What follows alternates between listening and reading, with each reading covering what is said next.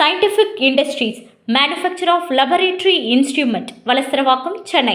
நலம் தரும் நல்லார் சித்த மருத்துவமனை, கிருஷ்ணகிரி, சென்னை. வள்ளுவம் நேயர்களுக்கு வணக்கம். அரசியல் பேசு நிகழ்ச்சிக்கு உங்களை வரவேற்பதில் மகிழ்ச்சி. என்று நம்மோடு இணைந்திருக்கிறார் தமிழ்நாடு தன்னுரிமை கழகத்தினுடைய தலைவர் வழக்கருப்பையா அவர்கள். சார் வணக்கம் சார், நல்லா இருக்கீங்களா சார்? சார், நேற்று சமத்துவ கிறிஸ்மஸ் நிகழ்ச்சி என்ற ஒரு நிகழ்ச்சியில் கன்னியாகுமரியில் கலந்துக்கிட்ட ஆதவ அர்ஜுனா அவர்கள் பேசியது திருப்பரங்குன்றம் விவகாரத்தில் திமுகவும் பாஜகவும் நாடகம் ஆடுறாங்க, இதில் எங்களை வேற கேள்வி கேட்குறாங்க, ஏன் இந்த விவகாரத்தில் வாய் திறக்கலன்னு சொல்லிட்டு, இந்த நாடக விவகாரத்துக்கெல்லாம் நாங்கள் வாய் திறக்க மாட்டோம் அப்படின்ற மாதிரி ஒரு பதில் பேசியிருக்காரு சார். அதாவது திருப்பரங்குன்றத்தில் முருகனுக்கு தீபம் ஏற்ற வேண்டும், கார்த்திகை தீபம் ஏற்ற வேண்டும் என்று சொல்வது நாடகமாக தெரிகிறதா? சொல்லுகிறவன் பாஜகவாக இருக்கிற காரணத்தினாலோ அல்லது இந்துத்துவக்காரனாக இருக்கிற காரணத்தினாலோ ஒரு உண்மை என்பது பொய்யாகி விடுமா? நான் கேட்கிறேன்.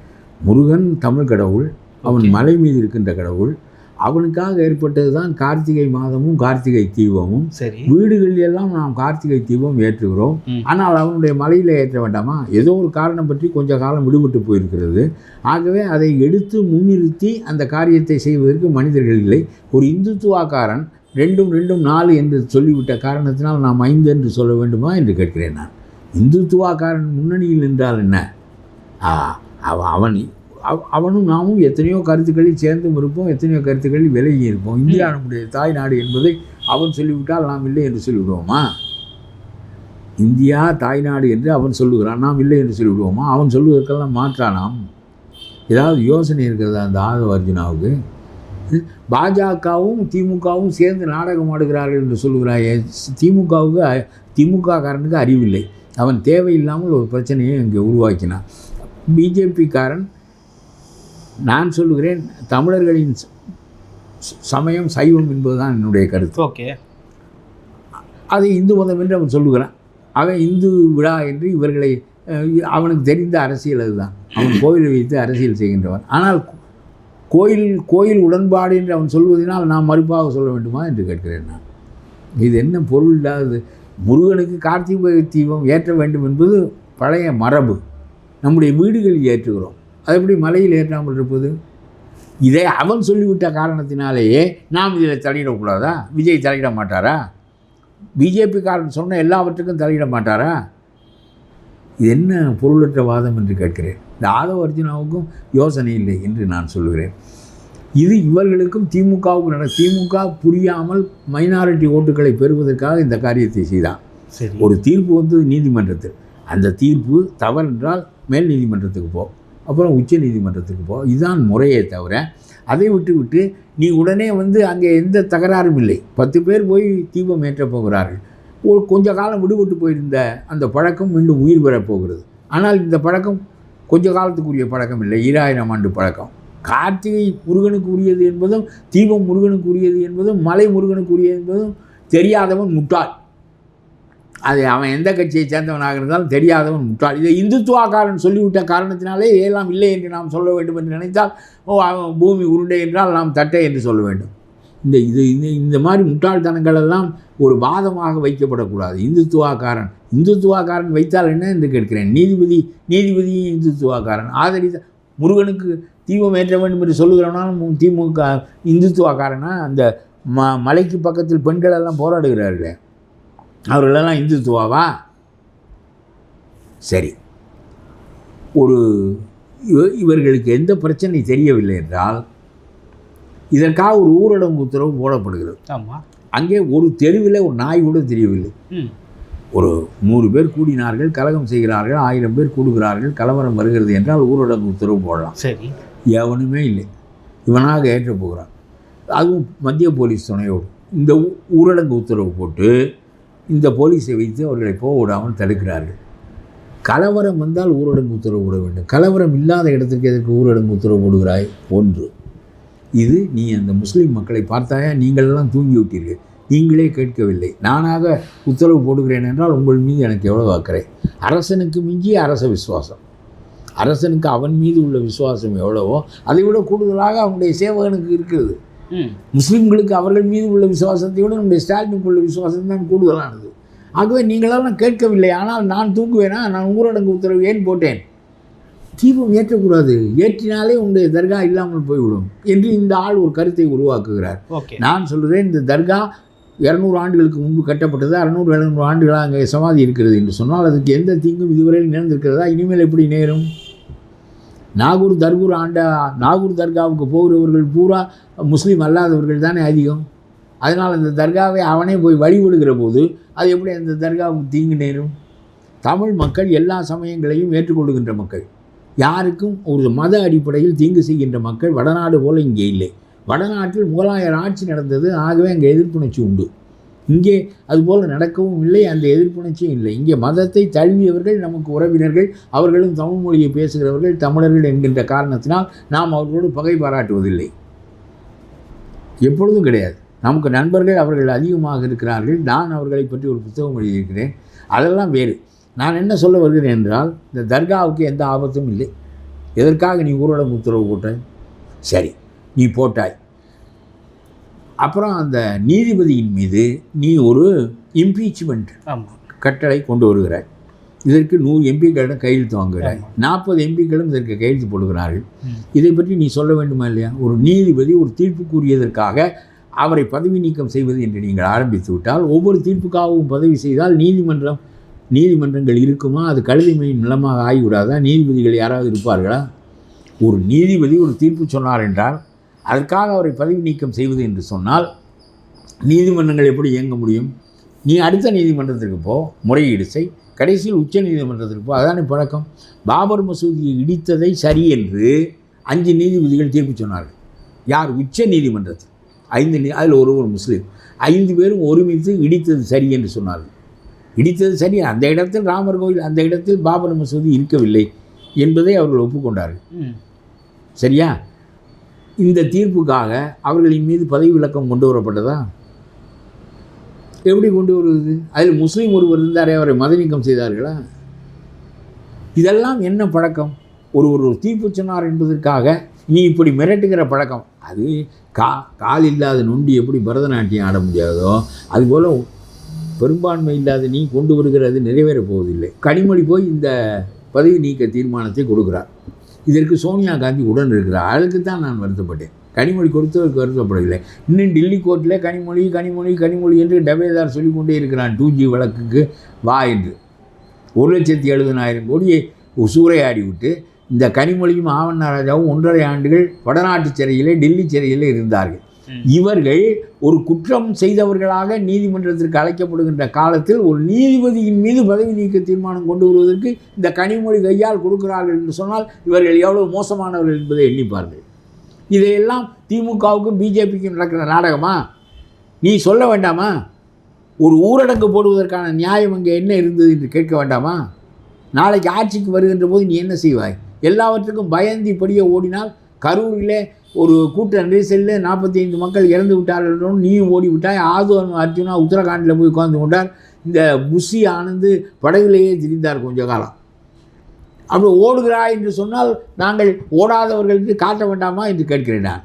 இப்பொழுது இந்த பிரச்சனைக்கு பயந்து பரந்தூரில் இது திருப்பரங்குன்றத்தில் முருகனுக்கு தீபம் ஏற்ற வேண்டாம் என்று சொன்னால் அவர்களுடைய ஓட்டு உனக்கு வேண்டாமா? நான் கேட்கிறேன். உனக்கு முஸ்லீம்கள் ஓட்டு வேண்டும் என்பதற்காக திமுக அந்த வேலையை செய்கிறது. ஓகே, மற்றவர்கள் போடுவார்களா இல்லையா என்பது தெரியாது அவருக்கு. இருந்தால் நமக்கு கட்சி வாக்குகள் இருக்கிறது, தமிழர்கள் பிரித்து வைக்கப்பட்டிருக்கிறார்கள், நமக்கு வாக்கு வரும் என்று அவர் நினைக்கிறார். நான் கேட்கிறேன், திருப்பரங்குன்றத்தில் நமக்காக பேசியவன் எவன் என்று கேட்டு வாக்களிப்பது என்ற முடிவுக்கு அவர்கள் வந்தால் கடைசியில் உங்கதி என்ன ஆகும்? பெருவாரியான மக்கள் இல்லையா, அவர்களுக்கு உரிய உரிமையை பெற்றுக் கொடுப்பதற்கு நீ அரசியல் நடத்தவில்லையா?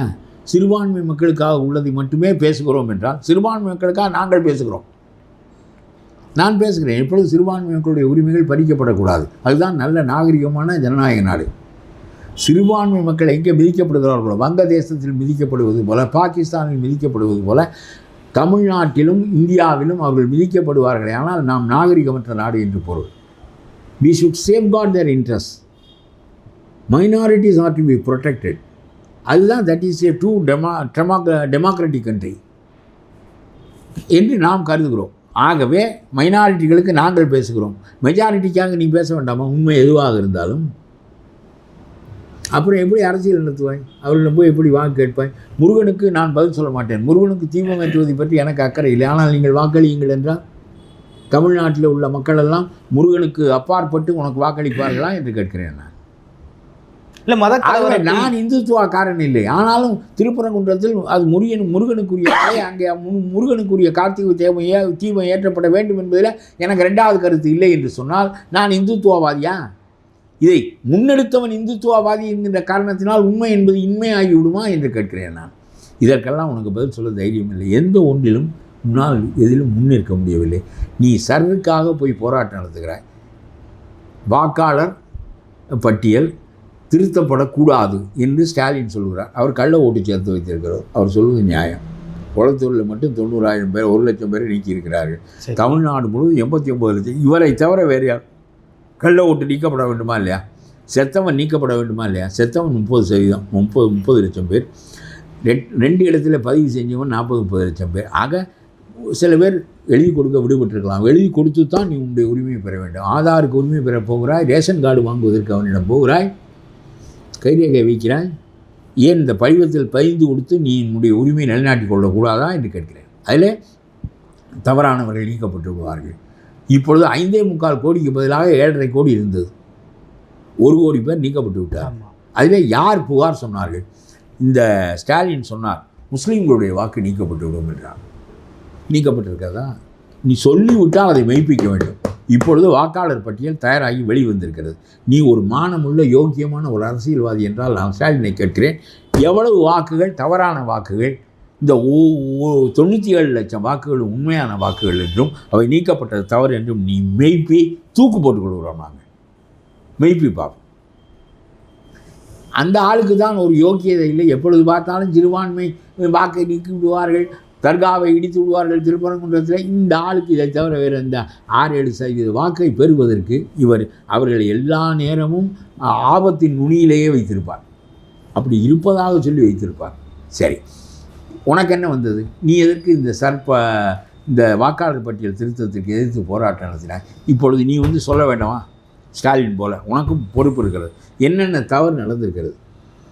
எவ்வளவு வாக்காளர்கள் உண்மையானவர்கள் நீக்கப்பட்டிருக்கிறார்கள் அல்லது பொய்யானவர்கள் சேர்க்கப்பட்டிருக்கார்கள்? கணக்காட்டு பார்ப்போம். எதற்கு இப்போ போராட்டம் நடத்துகிறாய்? திமுக காரன் நடத்தினால் நீனும் போகிறாய். அவனை விட நான் தான் ரொம்ப உண்மையான அரசியல்வாதி என்று காட்டுவதற்காக போகிறாய். அவன் செய்வதையெல்லாம் நீனும் செய்கிறாய். அவன் நீட்டு வேண்டாம் என்றால் நீனும் நீட்டு வேண்டாம் என்கிறாய்.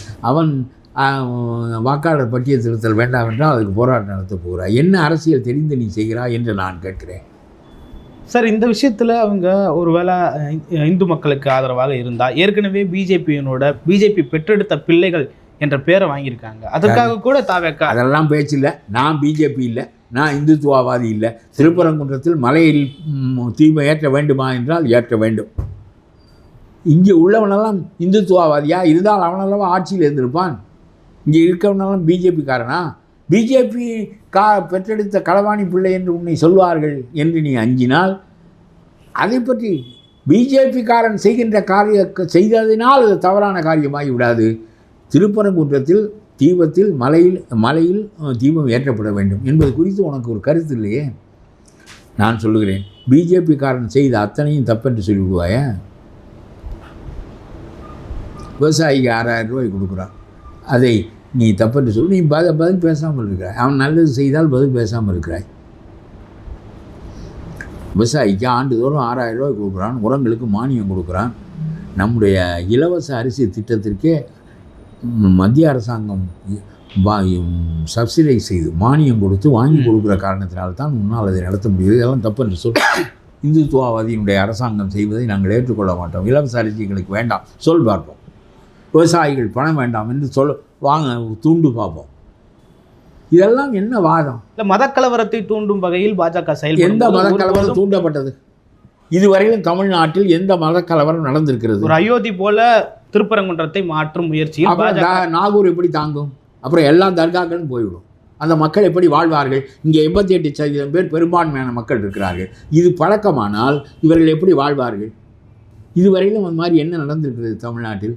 நாகூர் ஆண்டவர் கோயிலுக்கு போகிறவர்கள் பெரும்பான்மையோர் முஸ்லீம் அல்லாதவர்கள் தானே. வேளாங்கண்ணிக்கு போகின்றவர்கள் முஸ்லீம் அல்லாதவர்கள் தானே அதிகம். இதுவரையிலும் அந்த கோயிலுக்கு போய் அந்த தர்காவுக்கு நேர்த்திக்கடன் செலுத்தி விட்டு வருகின்றவன் இன்னொரு தர்காவை இடிப்பானா? இவன் சொன்னான் என்று சொன்னால் கேப்பையில் நெய் விடுகிறது என்று சொன்னால் கேட்பவனுக்கு புத்தி வேண்டாமா என்று கேட்கிறேன் நான். இடிப்பானா? நாகூர் ஆண்டவருக்கு போய் கொள்வானாக்கும், வேளாங்கண்ணிக்கு போய் கொள்வானாக்கும், பிறகு இடிப்பானாக்கும். இந்துத்துவக்காரன் 1000 செய்கிறான். இந்துத்துவக்காரனை நிலைபெற விடாமல் இருப்பதற்கு என்ன செய்ய முடியுமோ அதை செய். அதை விட்டு விட்டு அவன் ஒரு பேச்சுக்கு வைத்துக் கொள்வோம், எல்லாரும் சாமி கும்பிட வேண்டும், எல்லாரும் சர்ச்சுக்கு போக வேண்டும் என்று சொன்னால் இந்துத்துவக்காரன் சொல்வது சரியாக இருக்காது, அவன் சூழ்ச்சியாக சொல்லுவான் என்று போகாமல் இருப்பாயா நீ? அவன் கோயிலுக்கு நம்முடைய இயல்பான பழக்க வழக்கங்களை அவன் தன்னுடைய கட்சி கொள்கையாக வைத்திருக்கிறான். அதனால் நாம் இயல்பான சமய பழக்க வழக்கங்களை எல்லாம் நம்முடைய கடவுளை எல்லாம் விட்டுவிட முடியுமா? நான் இந்து என்று ஒரு மதமே கிடையாது என்று கருதுகிறவன். ஆனால் திருப்பரங்குன்றத்தில் முருகன் என்பவன் என்னுடைய தெய்வம், எங்களுடைய தெய்வம், தமிழர்களின் தெய்வம் என்பதில் என்ன மாறுபாடு? அதை இந்துத்துவக்காரன் செய்தால் தாயை போற்றுங்கள் என்று இந்துத்துவக்காரன் சொல்லிவிட்டால் தாயை போற்றக்கூடாது என்று பொருளாகுமா என்று கேட்கிறேன் நான். அவன் தாயை போற்று என்று சொன்னான், ஆகவே இனிமேல் நாம் தாயை தூற்றுவோம் என்று சொல்வாயா நீ? இதெல்லாம் பொருளற்ற வாதங்கள். அரசியல் தெரியவில்லை, இதற்கு ஆதரவு வச்சுனா அதுக்கு மேலே இது லாட்ரி விற்கிறவன் லாட்ரி விற்க போகணும், லாட்ரி விற்கிறவன் அரசியலுக்கு வர்றான், என்ன செய்வது? இல்லை, அதே நிகழ்வில் பேசுகிறப்போ, அந்த கிறிஸ்மஸ் நிகழ்வில் பேசுகிறப்போ அவங்க சொல்லியிருந்தாங்க, இந்த நிகழ்வில் யாரெல்லாம் சிறப்பு விருந்தினராக கலந்து கொண்டு இருக்கிறாங்களோ அவங்க அடுத்த ஆண்டு ஆட்சியை பிடிச்சிருக்காங்க, நாங்களும் ஆட்சி பிடிப்போம் அப்படின்ற மாதிரி பேசுகிறாங்க. இது ஒரு மூட நம்பிக்கை இல்லை. இதெல்லாம் ஒரு பேச்சுன்னு பேசினா என்ன சரி, இந்த சாமியை கும்பிட்டவன்லாம் வெற்றி பெற்றிருக்கேன், இந்த இடத்துக்கு வந்தவன்லாம் வெற்றி பெற்றிருக்கேன், இதெல்லாம் என்ன? போன முறை திமுக வந்தாங்க, அறிவில்லாத பேச்சு. பிறகு தோற்று விட்டார்கள் என்று வைத்துக்கொள்வோம், இந்த இடத்துக்கு வந்ததினால்தான் நாங்கள் தோற்றோம் என்று போய் சொல்வார் அந்த இடத்துல. இதெல்லாம் என்ன பேச்சு? அறிவில்லாத பேச்சாங்க அரசியலில் பேசிக்கொண்டு மக்கள் பிரச்சனைகள், சமூக பிரச்சனைகள், நாட்டின் பிரச்சனைகள் இவை பற்றி ஆராயப்படுவதில்லை. அதுதான் இப்போ இருக்கிற நிலைமை. சரி, இது ஒன்றும் உருப்பட போவதில்லை.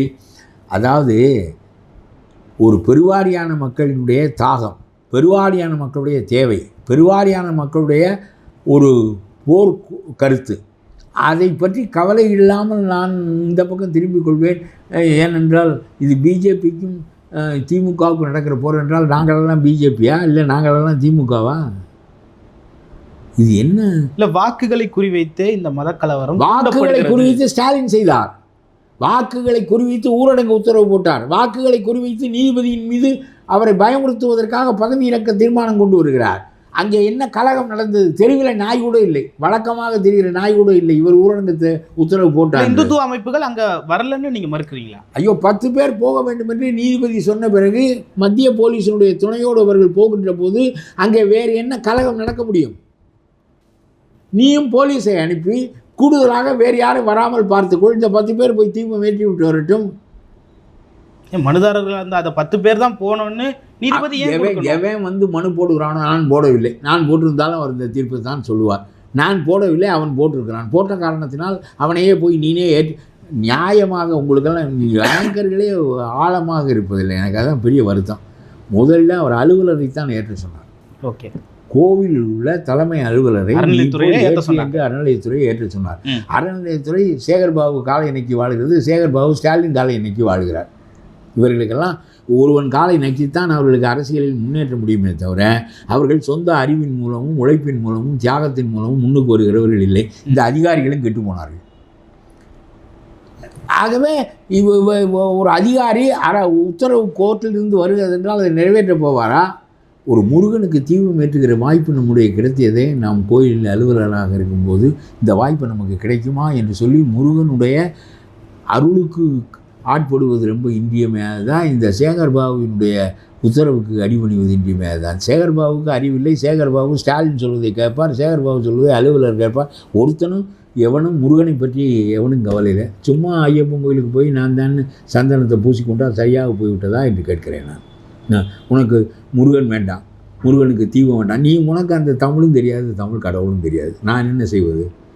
முருகன் தமிழ் கடவுள், சிவனுக்கு முந்திய கடவுள், சைவ சமயம் ஏற்படுவதற்கு முன்பு ஏற்பட்டவன். தொல்காப்பியத்தில் அவனை பற்றி பேசப்பட்டிருக்கிறது தமிழர்களின் கடவுள் என்று. பரங்குன்றத்தை பற்றி ஏராளமான சங்க இலக்கிய பாடல்கள் இருக்கின்றன. பரிபாடலே முருகனுக்காக பாடப்பட்டது தான். ஆகவே இதெல்லாம் தெரியாதவர்கள் தான், ரொம்ப விவரம் இல்லாதவன் தான் மந்திரி ஆகிறான். ஆகவே மக்களுடைய கோர்ட்டு சொல்வது இது எதற்கெடுத்தாலும் சரி, ஒரு முஸ்லீம் போய் இந்த இதை சொன்னால் முஸ்லீம் போட்டான் அந்த, ஆகவே நான் பண்ண மாட்டேன் என்று இந்து சொல்வது, இந்து சொன்னால் முஸ்லீம், இது என்ன பழக்கம்? அதில் உள்ள நியாயம் என்ன என்று தான் நீங்கள் கவனிக்க வேண்டும். ஓகே. அதனாலே இந்த அரசாங்கம் வேண்டுமென்றே இதை அரசியலாக்கியது முஸ்லீம்களின் வாக்குகளை பெறுவதற்காக. பார்த்தாயா, நீ தூங்கி விட்டாய், நான் ஊரடங்கு உத்தரவு போட்டு உங்களுடைய தர்காவை காப்பாற்றினேன். இல்லாவிட்டால் தர்காவை 2000 ஆண்டுகளாக இந்த ஸ்டாலின் தான் காப்பாற்றினார். 2000 அது ஒரு 700 ஆண்டுகளாக இருக்கிறது. அந்த 700 ஆண்டுகளாக அந்த தர்காவை 200 ஆண்டுகளுக்கு முன்பு கட்டப்பட்டது, 700 ஆண்டுகளாக அங்கே சமாதி இருக்கிறது. இதை இவர் ஸ்டாலின் தான் போய் காப்பாற்றினாரா? ஏதாவது ஒரு பேசுகிற மனிதன் அறிவாக பேச வேண்டும், கேட்கின்றவன் கேட்பானே என்று முட்டாள்கள் மக்கள் என்று நினைக்கிறார்கள் இவர்கள். நீ தான் போய் காப்பாற்றினாயா என்று கேட்கிறேன். இத்தனை ஆட்கள் இன்றைக்கு நீ காப்பாற்றப் போகிறாய். ஒரு 10 இந்துத்துவவாதி இடித்து விடுவான், 10 இந்துத்துவவாதி, வெறும் 10 பேர் அவன் இடித்து விடுவான், காப்பாற்றி விட்டாய்.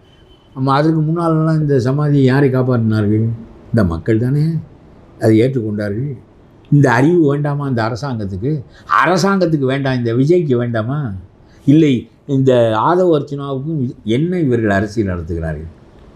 ஓகே சார், நீங்கள் சொல்கிற அதே கருத்தை பதில் சொல்லும் வகையில் நேற்று கிறிஸ்மஸ் நிகழ்ச்சியில் கலந்துக்கிட்ட முதல்வர் ஸ்டாலின் அவர்கள் சொல்லியிருந்தார் சார். சிறுபான்மையின மக்களுக்கு பாதிப்பு ஏற்படும் வகையில் தமிழ்நாடு ஒருபோதும் செயல்படாது, அவர்களுக்கு பக்கமளவு. யார் செயல்பட்டார்கள்? அறிவில்லாமல் நீ பேசினால் நீ புழுகன். நம்முடைய முதலமைச்சர் ஒரு லயர், புழுகை தவிர வேறு எதுவும் அவருக்கு பழக்கம் இல்லை. எப்பொழுது இந்த தர்காவுக்கு ஆபத்து ஏற்பட்டது? எப்பொழுது சிறுபான்மை மக்களுக்கு இந்த மக்கள் தீங்கு செய்திருக்கிறார்கள்? நான் சொல்லுகிறேன், முஸ்லீம்களும் கிறிஸ்தவர்களும் அவர்கள் அல்லாத சைவ சமய வைணவ சமய மக்களும் என்றைக்கும் இணைந்து தான் வாழ்ந்திருக்கிறார்கள். என்றைக்கு அவர்கள் இந்தியா முழுமைக்கும் நடந்தது, தமிழ்நாட்டில் நடக்காதுன்னு உத்தரவாதம் கொடுக்கும்? தமிழ்நாட்டில் நடக்காது. ஏனென்றால் தமிழ் மக்கள் இணக்கமாக வாழ்ந்து பழக்கப்பட்ட மக்கள், நாகூர் ஆண்டவர் கோயிலுக்கு போகிற மக்கள். புரிகிறதா? அப்போ இதை நீ பேச வேண்டும். சும்மா அவன் கேட்குறான்னு நீ கேட்கக்கூடாது. நீயே வீட்டில் யோசித்து கொண்டு வந்தால் இந்த கேள்விகளெல்லாம் இல்லாமல் இன்னும் நல்ல கேள்விகளை கேட்க முடியும். அதனால் அந்த ஸ்டாலின் ஒரு புழுகர், ஈஸிய லயர், ஒரு சீஃப் மினிஸ்டர் லயராக இருப்பது ரொம்ப மோசமானது. அதனால் நாங்கள் தான் காப்பாற்றுவோம் என்றால் இதற்கு முன்னால் யார் காப்பாற்றினார்கள்? இது ஒரு பொய் இல்லையா? இதற்கு முன்னால் யார் காப்பாற்றினார்கள் அந்த தர்காவை? இதெல்லாம் அவர் பேசுகிறார் என்று நீங்களும் சேர்ந்து கொண்டு பேசுகிறீர்கள். இப்படியே நான் எவ்வளவு அறிவாக பேசினாலும் இந்த பத்திரிகைக்காரன் போட மாட்டான். ஆனால் இவர்கள் பொய்யை பேசினால் அது போடுவான். ஏனென்றால் அதிகாரத்தில் இருக்கிறார்கள், அவர்களெல்லாம் கூட்டம் வைத்திருக்கிறார்கள், பணம் வைத்திருக்கிறார்கள், உங்களுக்கு விளம்பரம் தருவார்கள். என்னால் என்ன தர முடியும்? பல்வேறு கருத்துக்களை பகிர்ந்து கொண்டீங்க. மற்றும் ஒரு காட்சி. நன்றி.